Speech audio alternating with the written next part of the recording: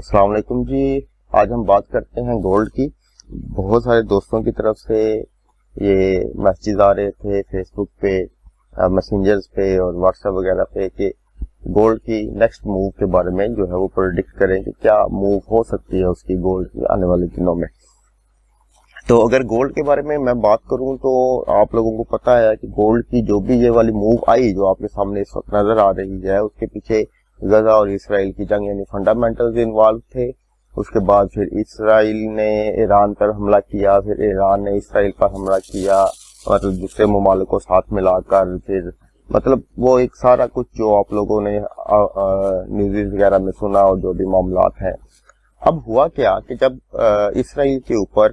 Israel ने गजा के ऊपर जब हमला किया, उससे पहले जब गजा ने इसराइल के ऊपर हमला किया था बज़ाहिर, तो मैंने तब भी अपने स्टूडेंट्स को बोला था कि ये फेक है, गजा इस पोजीशन में नहीं कि वो इसराइल के ऊपर हमला कर सके। चंद एक सो कॉल्ड मुजाहिदीन जो उस वक्त शो ऑफ हो रहे थे उनकी वजह से, और मैंने उनको ये भी कहा था कि ये डेट्स नॉट मुजाहिदीन, ये मुजाहिदीन नहीं है, ये इसराइल के ही पेड जो है वो फौजी या पेड करिंदे हैं जो वहां पे जाकर कर रहे हैं, क्योंकि उनको खबरें तो यही शो कर रहे थे कि बहुत खतरनाक हमला किया है मुजाहिदीन ने। अब वो उसके अगेंस्ट जो है वो कार्रवाई करेंगे या करना चाहेंगे, या उन्होंने मुजाहिदीन ने बहुत नुकसान कर दिया, ये फौजी पकड़ लिया, ये कमांडर पकड़ लिया, इतने फौजी मार दिए, तो वो एक अपनी राह हमवार कर रहे थे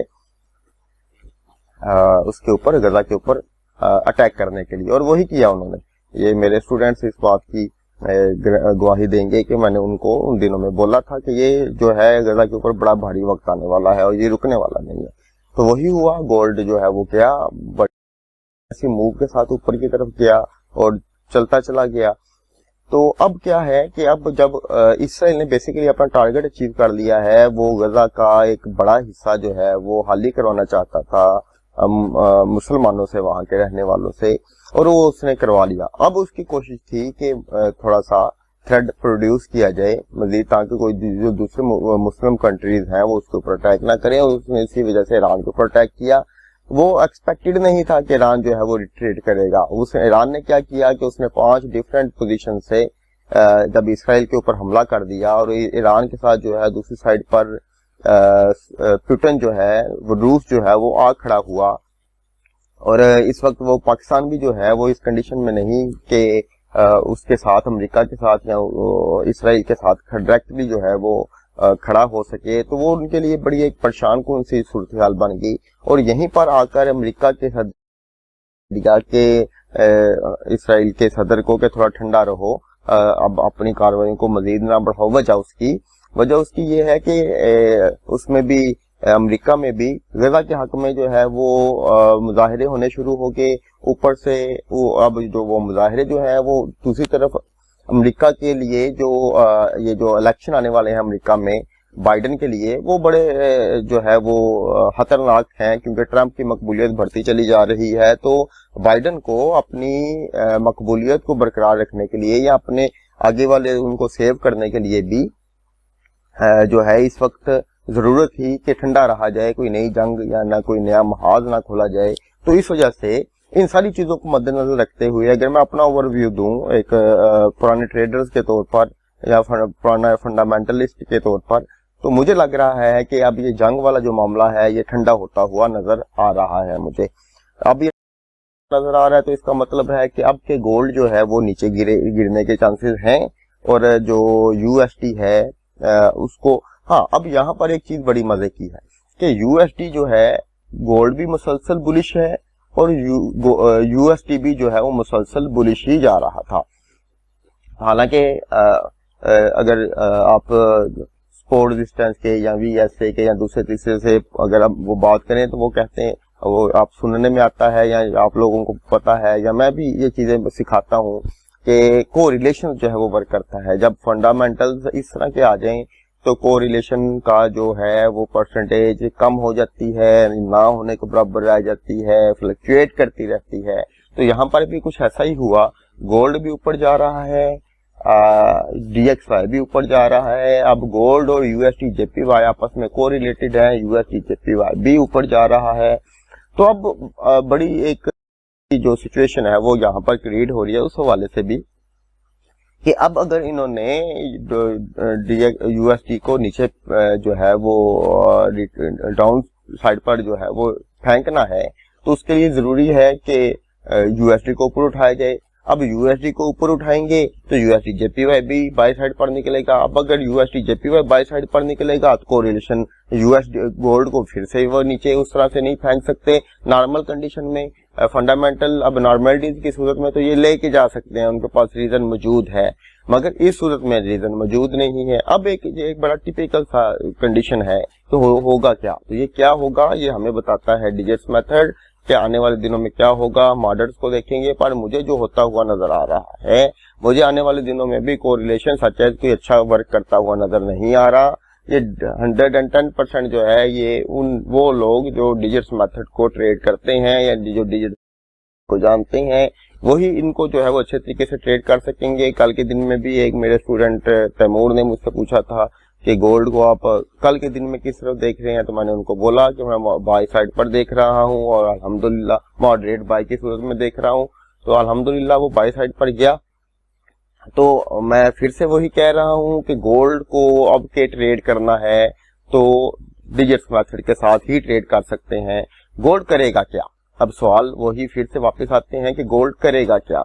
गोल्ड करेगा जनाबे वाला कि ये वाला जो उसने ड्रामा किया आप लोगों के साथ हमारे साथ कि मार्केट में उसने एकदम से एक अग्रेसिव सी कैंडल बनाई, ट्रैप किया उसने ट्रेडर्स को, रिटेल ट्रेडर्स को, कि उसने ये एक कैंडल बनाई अग्रेसिव सी सेल की, उसके बाद इस तरह की उसने रेंज की। इसको अगर आप लगाएं तो ये एक रिट्रेसमेंट होगी। इस रिट्रेसमेंट को क्या करेगा, फिर से एक बड़ी सी सेल की कैंडल के साथ ब्रेक करेगा, फिर रिट्रेस करेगा, फिर बड़ी कैंडल। अब इस बड़ी कैंडल को मैक्सिमम मैं समझता हूं कि 99% लोग नहीं पकड़ पाए।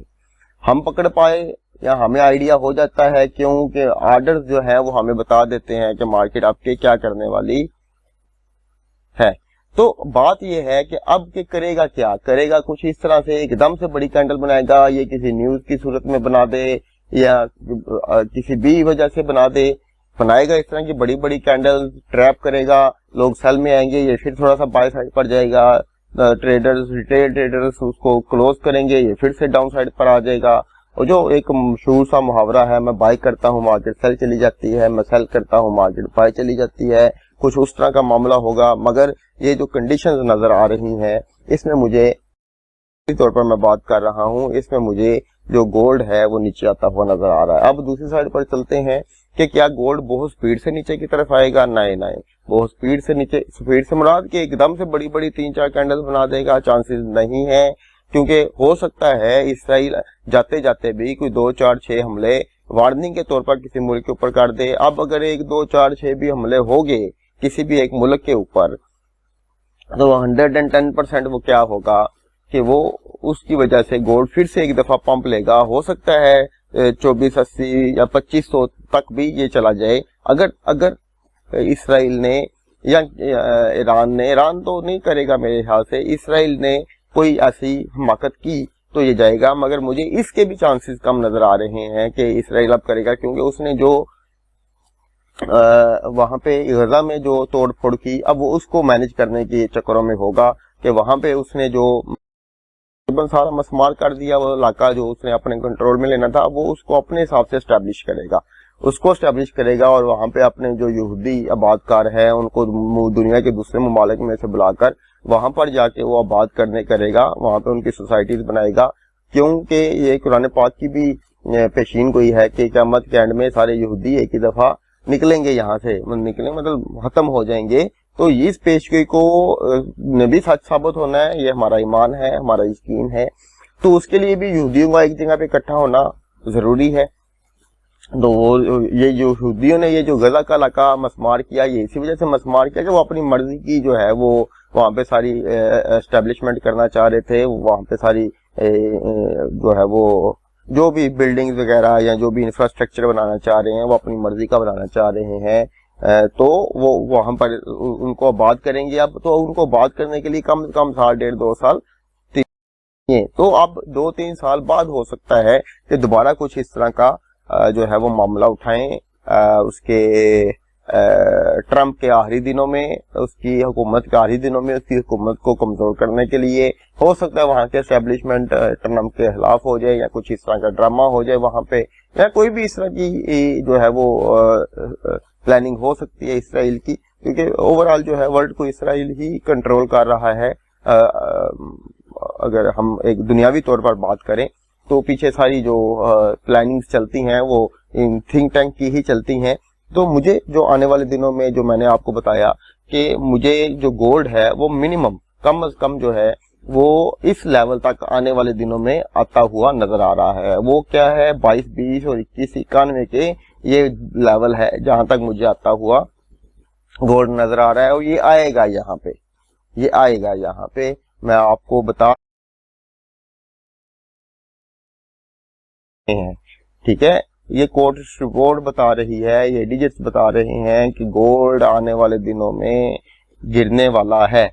तो मगर गिरने वाला है तो मतलब ये नहीं होता कि हम इसको अंधाधुंध जो है वो सेल करना शुरू कर दें। सेल करेंगे हम इसको जब जब हमें इसमें सेलिंग प्रेशर नजर आएगा। हाँ, अगर कोई जो है वो इसमें लॉन्ग ट्रेड लेना चाहता है तो उसके ऊपर भी इंशाल्लाह ताला आने वाले दिनों में एक हाथिर हाथ जो है वो मैं वीडियो बना दूंगा। तो गोल्ड के बारे में जो मैंने ओवरव्यू दिया वो ये है कि गोल्ड मुझे नीचे गिरता हुआ नजर आ रहा है। अगर आप लोग इसमें प्राइस एक्शन के ट्रेडर हैं तो ब्रेकआउट के ऊपर ट्रेड करें, मगर जैसे कि अगर सपोज करें ये फ्लैग पैटर्न बनता है या सिमेट्रिकल ट्रायंगल बनती है तो इसके ब्रेकआउट के ऊपर, उसके रिटेस्ट के ऊपर ट्रेड कर लें। अगर मिल जाता है आपको, या अगर इसको सेल करना है तो इस फ्लैग पैटर्न के या रिट्रेसमेंट के हाइज के ऊपर इसको बाई नहीं करें अभी इसमें बाई के जो है वो चांसेस निस्बतन कम नजर आ रहे हैं। बाई साइड पर ना जाएं। अगर बाई साइड पर जाना है तो अगर वो वाला फ्लैग पैटर्न जो है वो फेल हो जाता है, फेल, उसके रूल्स एंड रेगुलेशंस आपको पता होंगे कि किस तरह की कंडीशन हो तो रिवर्सल को हम फेल्ड रिवर्सल कंसिडर करते हैं और ट्रेंड कंटिन्यूएशन में कंसिडर करते हैं। तो तब आप उसको ट्रेड लीजिएगा। अगर आपने सेल की ट्रेड लेनी है तो तब लीजिएगा जब मार्केट हाइज के ऊपर उस फ्लैग पैटर्न के या रिवर्सल पैटर्न के कोई भी बन रहा हो उसके हाइज के ऊपर पहुंचे तो तब आप उसमें सेल की ट्रेड लीजिएगा। तो हुसूसन न्यूज़ की सूरत में इसके ऊपर थोड़ा सा कंट्रोल करिएगा। न्यूज की तो उसमें इसमें ट्रेड करने की कोशिश मत करिएगा। और यूएसडी जो है ये भी मुझे वापस जो है वो ऊपर जाता हुआ ही नजर आ रहा है, क्योंकि अगर उन्होंने इसको नीचे फेंकना, यूएसडी नीचे जाएगा। अगर हालात दोबारा नॉर्मल हो गए, यूएसडी नीचे जाएगा तो ये फिर से बुलिश साइड पर निकलेगा। अब हालात नॉर्मल चाहिए और जाएंगे भी, ठीक हो गया। तो उस सूरत में क्या होगा कि यूएसडी को ये अभी पंप करेंगे। जाए पंप करने में, पंप इस तरह से भी कर सकते हैं ये वाली कंडीशन के रेंजिंग में आस्ता आस्ता ऊपर लेकर जाएं, इस तरह से भी लेकर जा सकते हैं। और एक अग्रेसिव मूव के साथ भी इसको लेकर जा सकते हैं। जो लास्ट हाई था मार्केट उसके तकरीबन पास पहुंच गई। ये जो इस वाली मूव का मैं हाई की बात कर रहा हूँ, ये जो मार्केट ने यहाँ से जो एक सेल की मूव स्टार्ट की उसका जो हाई था मार्केट उसके पास पहुंच गई। तो मुझे लग रहा है कि माइट पॉसिबल के मार्केट जो है वो इस लेवल तक आ सकती है।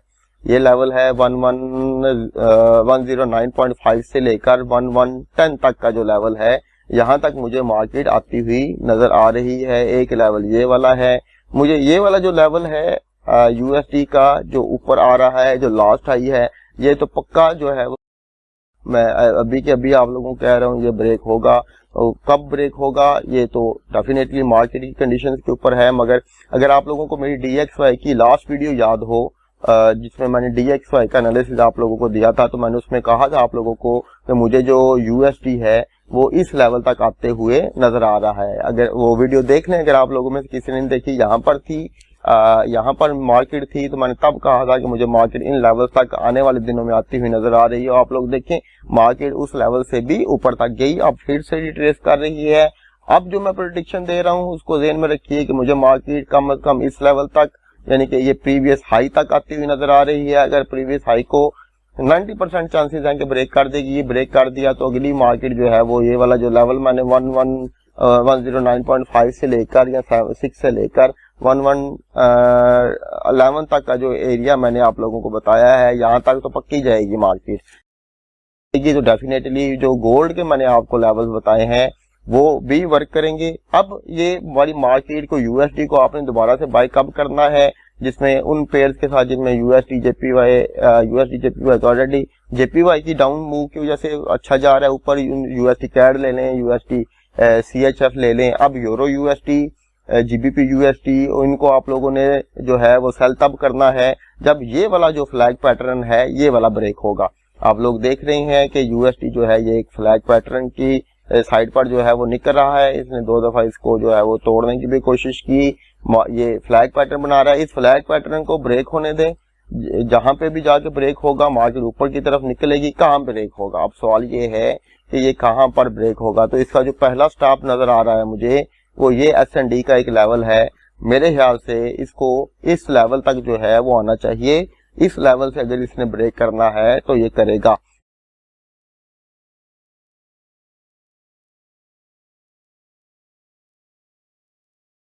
एंड आर का लेवल जो सपोर्ट और रेजिस्टेंस का लेवल है, जो रेजिस्टेंस थी यहाँ पर मार्केट जहां से रिट्रेस हुई प्रीवियस में, ये वाला यहाँ से भी अगर बैक से भी लेके आए तो ये लेवल कार फरमा है।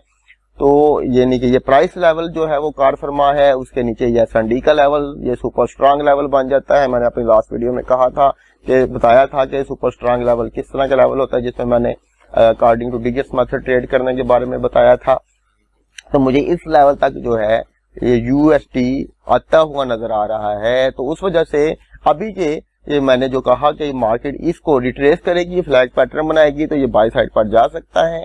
उसको जब ये मार्केट DXY में ये बाय साइड पर तोड़ेगी इस फ्लैग पैटर्न को, तो तब आप इसको यूएसडी को भी सेल साइड पर देख सकते हैं। बड़ी अच्छी अपॉर्चुनिटी मिलेगी, बड़ी अच्छी लंबी मूव मिल सकती है आप लोगों को। इसमें जो है वो ट्रेड करने के लिए रिवार्ड मिल सकता है। इवन 1 × 10 15 भी आप बड़े आसानी से गेन कर सकते हैं। यूएसडी जेपीवाई की अगर हम बात करें तो जेपीवाई जो है वो बहुत ज्यादा अंडर प्रेशर है। उसकी बहुत सारी फंडामेंटल रीजंस हैं, वो अभी बात करेंगे तो लंबी ये जो वीडियो है बहुत लंबी चली जाएगी। तो जेपीवाई में जैसे ही स्ट्रेंथ आनी शुरू होगी तो यूएसडी जेपीवाई भी नीचे गिरेगा, उसकी वजह जेपीवाई की स्ट्रेंथ होगी। अभी यूएसडी गिर रहा है मगर मतलब यूएसडी सीएचएफ डाउन जा रहा है, यूएसडी कैड डाउन जा रहा है, यूरो यूएसडी बुलिश हो रहा है, जीबीपी यूएसडी बुलिश हो रहा है, ऑस्ट्रेलियन डॉलर बुलिश हो रहा है यूएसडी के साथ,